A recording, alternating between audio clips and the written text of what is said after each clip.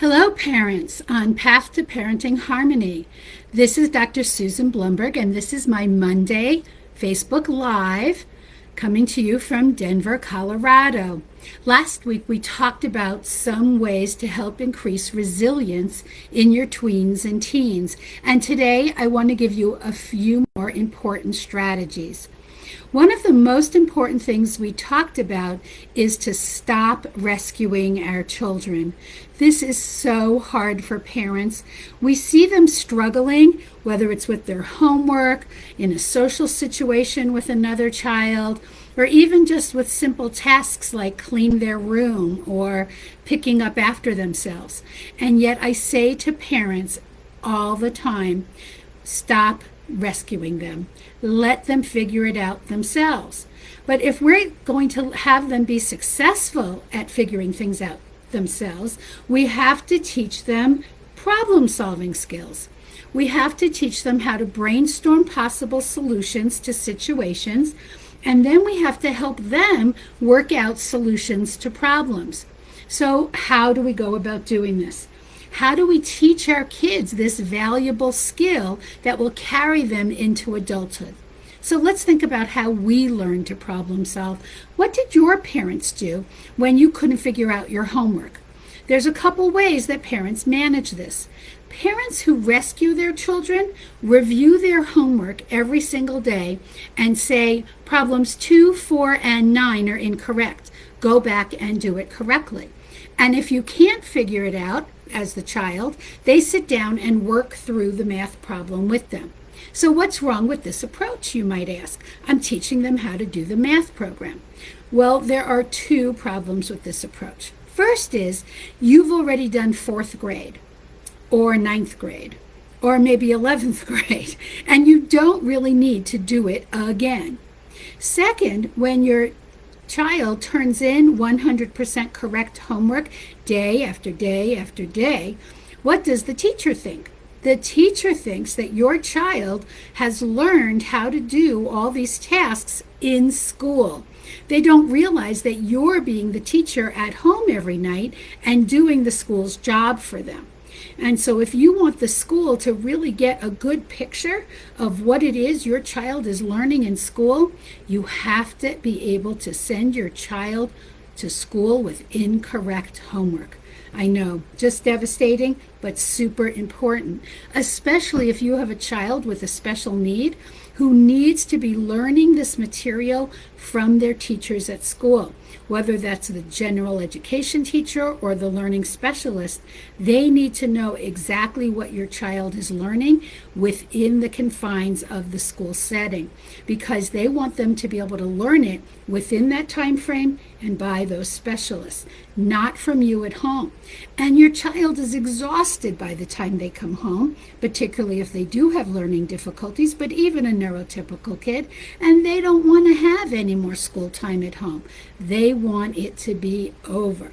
So what we do instead is we say to our child, use the strategies you've learned at school this day. Does your school book or textbook have a problem-solving section where they review the problems for you? Do they have a graph or a section of explanation where they can review the problems? Do you have a friend in school that you can call? Do you have a buddy that you're supposed to work out the homework with? Do you have a small group or study guide that your teacher has sent home? By reminding your child of these tools, you're teaching them important problem-solving tools that they can use to brainstorm and figure out the problem themselves. Same with social issues. When we say, okay, we're going to separate you into separate corners, or you're going to go first and then you're going to go second, and we're going to sit here and monitor and make sure that this play date goes well, we're depriving our children of the opportunity to work things out for themselves. I have told you many times the story of that when my children would fight, they would come to me and tattletale on each other. And you know, you're going to say it with me, if mom gets involved, you're not going to like the result. Because, of course, I would say you were fighting, you both go to your rooms for quiet time now. not for time out or punishment, but quiet time because they were unable to play together well. If they work it out themselves and I don't have to get involved, they got to continue to play together. They could figure out ways to manage their own conflict and learn resilience, how to bounce back from a problem. The next strategy to improve resilience I want to teach you is a really easy one. It's called label emotions. So many kids only know a few basic emotions, and maybe you as the adult only know a few basic ones too. We all know happy, sad, mad. Maybe we know frustrated or annoyed, maybe. But few of us understand joy, real pleasure in something wonderful happening. Maybe seeing a beautiful sunrise. Maybe seeing our children playing together well brings so much joy to my heart as a parent. Maybe we don't really understand what frustration means for our children, but we can identify that for them after we see them working really hard for 10 minutes or so on that math problem and they can't figure it out. Let's help them identify that that feeling is frustration before we explain to them how to manage it through the problem-solving techniques I've already explained. Teenagers are notoriously unable to identify the feelings they have. That's why emo music exists. We have all gone through periods of time as teens, come on, admit it, where listening to music was the way we identified our feelings. Those sad ballads back in the 70s, that was my era. I'm sorry to tell you how old I am. But even now, listening to rap music, listening to hip hop, listening to pop music, listening to Taylor Swift for your breakup song, those are the ways that teens identify their feelings. And by giving them the labels for their emotions, we're helping them learn to be better adults. Lastly, as adults, we have to demonstrate coping skills. What happens when something goes wrong for us? All right, the meat didn't get defrosted. What are we going to cook for dinner? When we bring them in to help us and we show them how we cope with a difficult situation, hopefully calmly, hopefully successfully, we're teaching our kids coping skills. Not everything is a disaster. We can bring success out of a difficult situation. We can show them that even as adults, not everything goes right. We can cope. What do? We can learn how to take a deep breath by counting to 4. Breathe in, 2, 3, 4, and hold 2, 3, 4. Breathe out. 3, 4. Calm ourselves, show our child it's working, and teach them that that's a strategy that works for us, not just one we're teaching to them. We can show them the physical relaxation techniques that we use to shake it off and stretch when we're feeling anxious and our muscles are tight.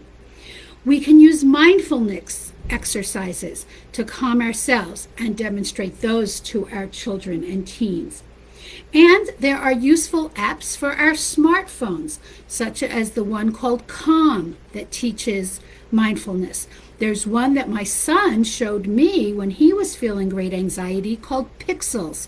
You can pick the color of the happy or unhappy smiley face and journal how you're feeling in order to be able to get control over your emotions. So all of these coping skills can also help our own kids learn how to develop resilience when things are difficult. I hope these new strategies are ones that you'll start trying with your own kids.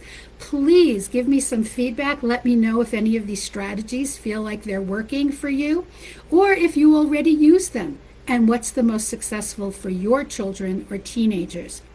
Check back here every Monday at 11:45 Mountain Time, 11:45 Eastern Time, for my weekly Facebook Lives. And remember, my free parent workshops, the next one is this Thursday, April 22nd. You can use the link in my posts here or go straight to Eventbrite.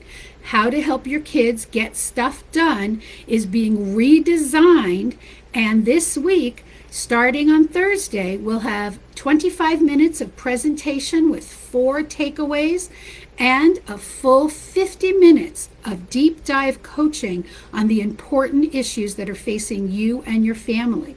Please join me this Thursday. Even if you've attended one of my workshops before, this one is going to be really exciting. Hope to talk to you soon. Take care. This is Susan.